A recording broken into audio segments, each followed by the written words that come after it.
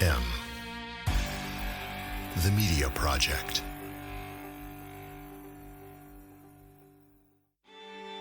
Evolve Rutland is an organization created by Far Vision founders Kiki McShane, Chris Fucci, and William Kelly to focus on prioritizing, developing, and celebrating women leaders in our community. We believe that when women take leadership roles in communities, start and sustain businesses, and sit on professional boards of directors, the economy improves and communities change for the better. We advocate for fair treatment across the gender spectrum in all business scenarios, including equal compensation, family and medical leave, and equal opportunity for advancement. Evolve Rutland is continuously working to expand its footprint in the Rutland, Vermont region in order to advocate for, connect, and teach women and non-binary leaders, otherwise referred to as ACT. The funding for Evolve Rutland services has been through private investment of supporters in the community. Join the movement by making your tax-deductible donation and learn more on how you can get involved at farvisionconsulting.com/evolve-rutland.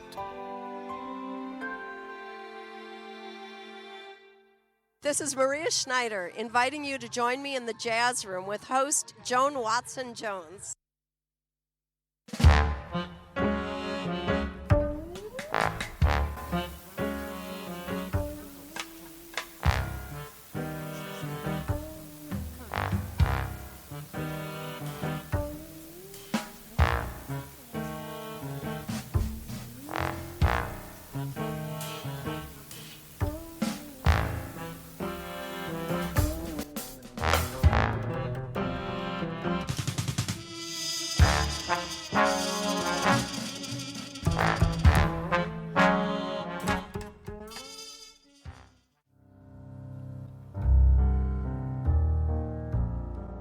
Our guest is composer, band leader, multiple Grammy winner, Maria Schneider.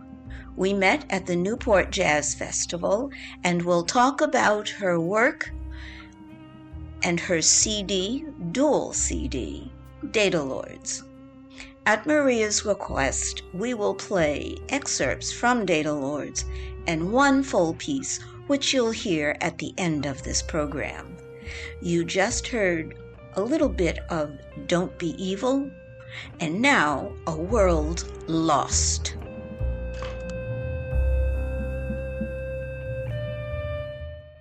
Welcome to the Jazz Room, Maria Schneider. Welcome. Thank you. Oh, we're here with all the background of the Newport Jazz Festival. Yes, it's exciting. It is exciting. Now, is this your second time here? Oh, no, I've been here a few times, but I can't tell you how many because I can't remember. That's okay. That's okay. Because I remember seeing you here quite a few years ago. Yeah, I've been here a few times. Yes, I remember that. Now, I did a lot of looking into your CD, The Data Lords. And yeah, it's a double CD that looks at the two aspects of life. One where we're inundated by big data companies that are pushing for our attention and really trying to make young people and everybody addicted so that they can gather data from us. And then the second CD is when you pull away from that world and you insist on the kind of sovereignty of your own space and silence, the kinds of things you encounter through nature, art, and relationships, real human relationships. Yeah, we are all searching for those. Yeah, now more than ever. I mean, it used to be that was the natural thing. Mm-hmm. When we had space in our lives, we looked to each other and connections, and now everybody kind of goes into this internal sort of fake world of the internet, and they get lost, and everybody's depressed and lonely and wonders why, but I think that's largely why.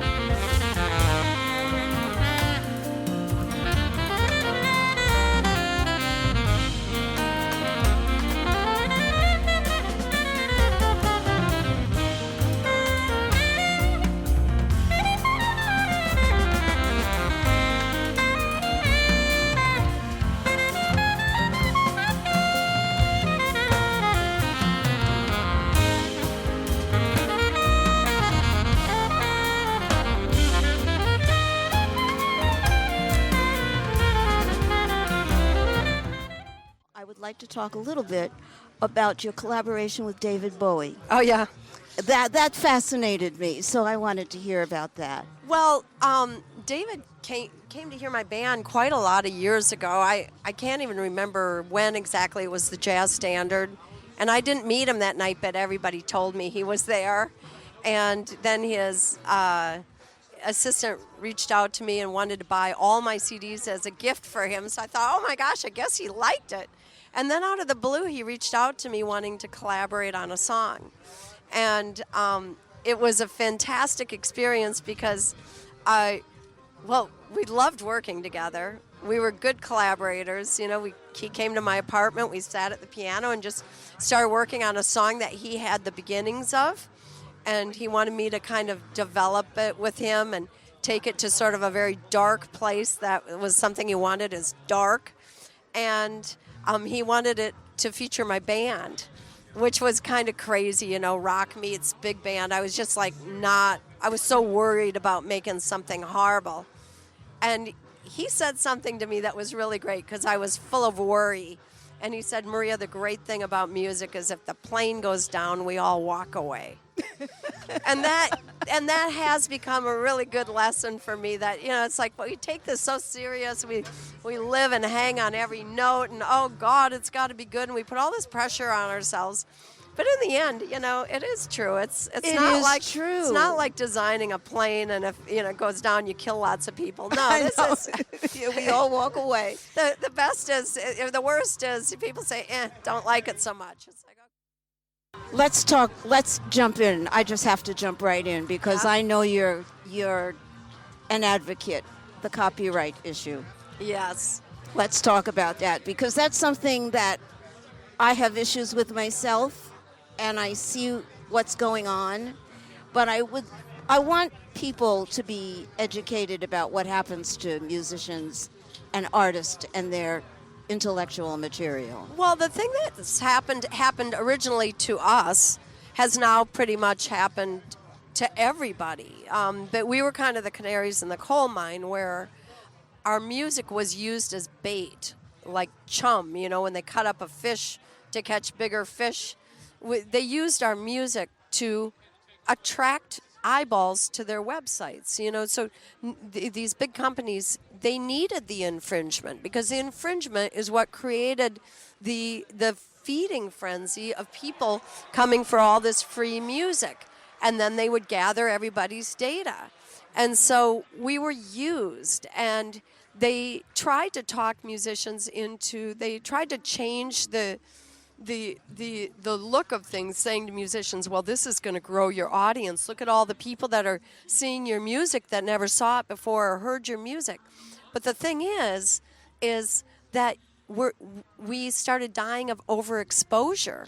And if your music's made available for free, you can't compete against that when it comes time to sell your music. That's right. And as you know, most of us are paying for our own records. We need to make the money back. We do need to make the money back. People spend tens of thousands, if not hundreds of thousands, on records, and and then everybody's supposed to get it for free.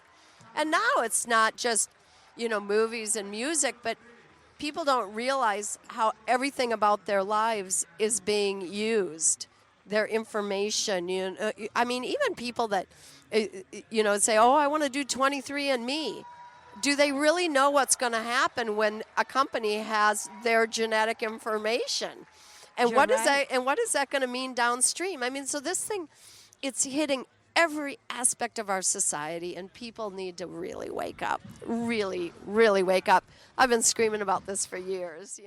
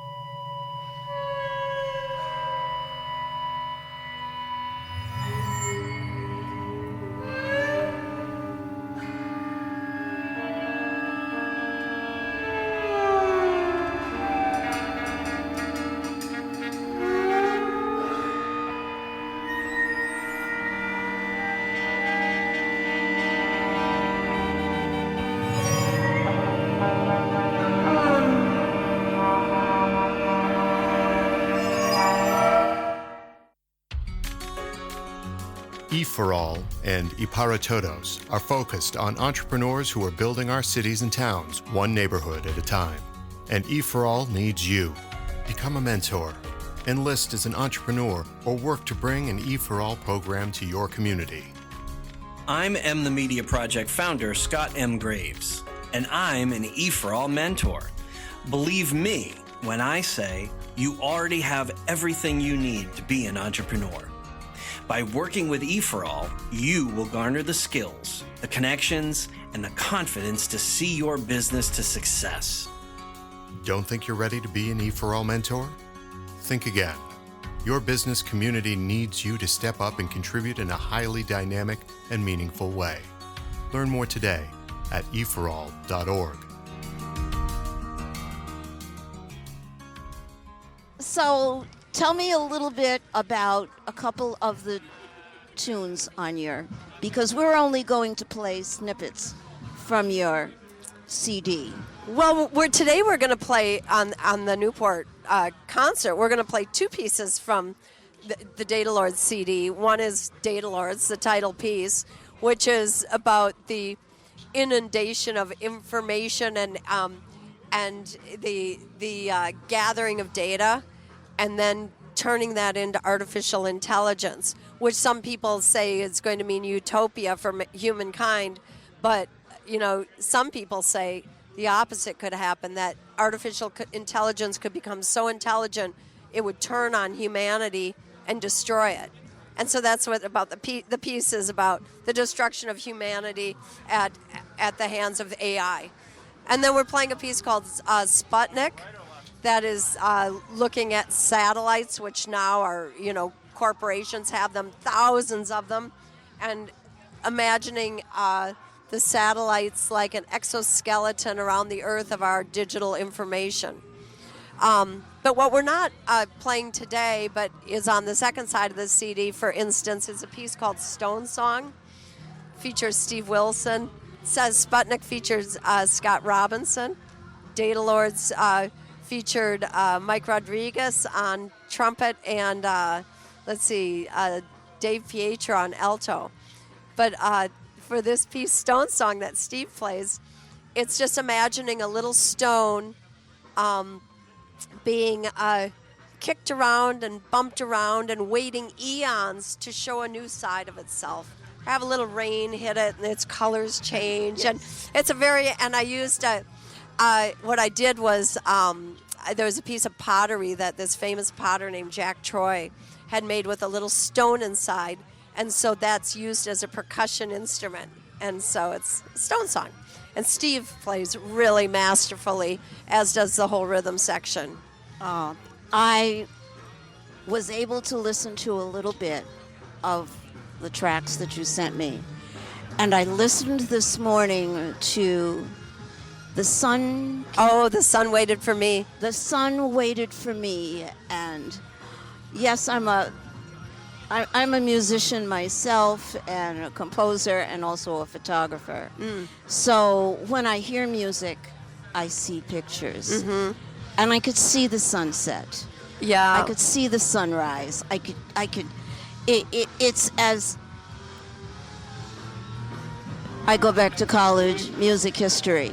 I think of some of what you're doing is what they used to call in that particular impressionistic period. Yeah, kind of tone poems or something like that almost, right? Because I was in love with Debussy. Yeah. He was that kind of tone visual person, and that's what I hear with you. I love, I think for me, music, it isn't so much about making music for music, but it's about that the music sort of draws life experiences out of me, and then I form them into sound to try to carry people into that same experience. So that particular piece was originally written as a vocal to the poetry of Ted Kooser, and it's a beautiful poem. How important it must be to someone that I am alive and that I've written these poems. This morning the sun stood right at the end of the road and waited for me. Oh. And it's beautiful. It's the final poem in a book that he wrote after going on 100 morning walks in the winter and writing a poem every day as he recovered from cancer. And that was the final one of, how important it must be to someone that I'm alive and that I've written these poems. This morning the sun stood right at the end of the road and waited for me. Oh, it's a beautiful poem. Here's an excerpt from The Sun Waited for Me, and then Stone Song.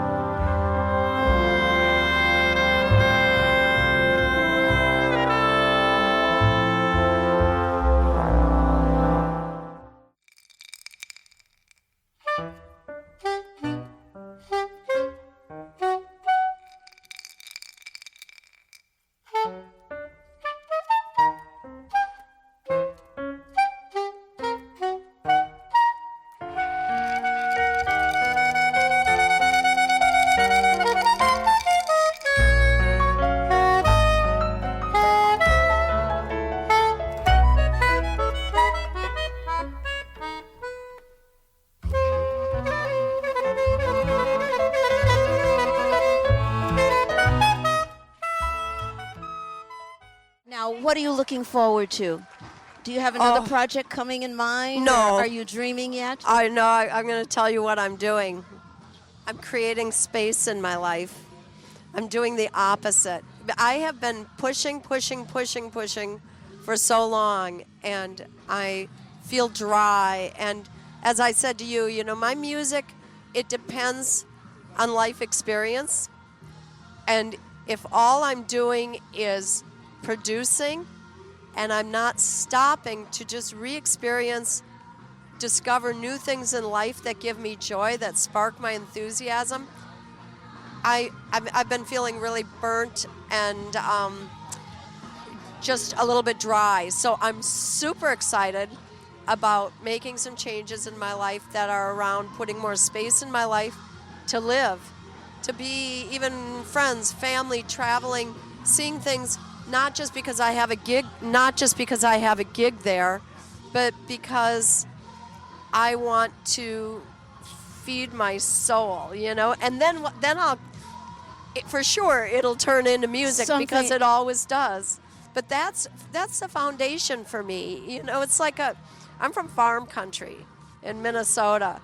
You can't plow and push a field again and again and keep producing. No, you have to can't. start putting fake fertilizer on it.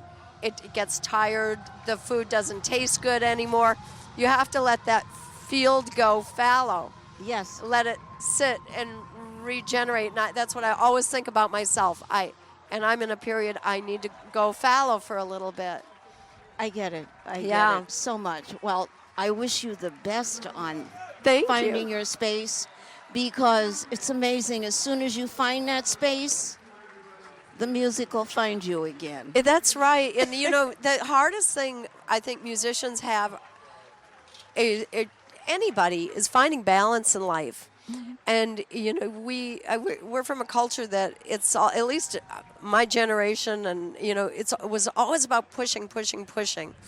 But there's something to be said for balance. So Yes. I'm trying to find it. Well, I'm just checking Oh, good. We're beautiful. Well, thank you so much for joining us in the Jazz Room, Maria Schneider. Thank you. Great to speak with you. We're going to play for you now the full version of Sputnik. I'll let Maria tell you about this song. Sputnik, that is looking at satellites, which now are, corporations have them, thousands of them, and imagining the satellites like an exoskeleton around the Earth of our digital information.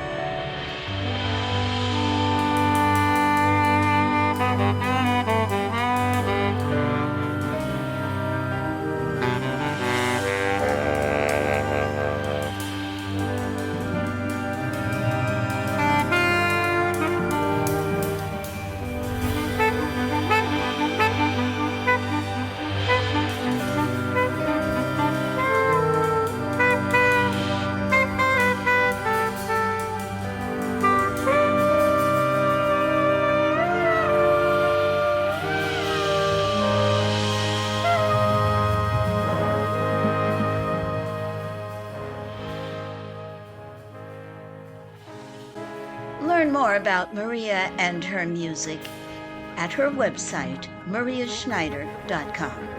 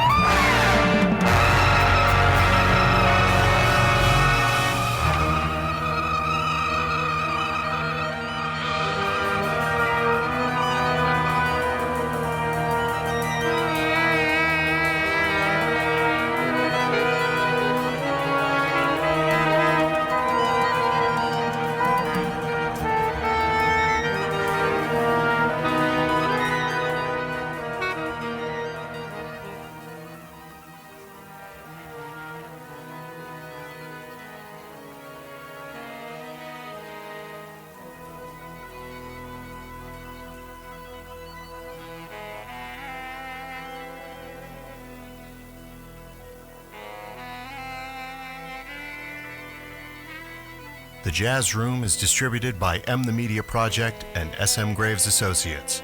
Learn more at smgravesassociates.com.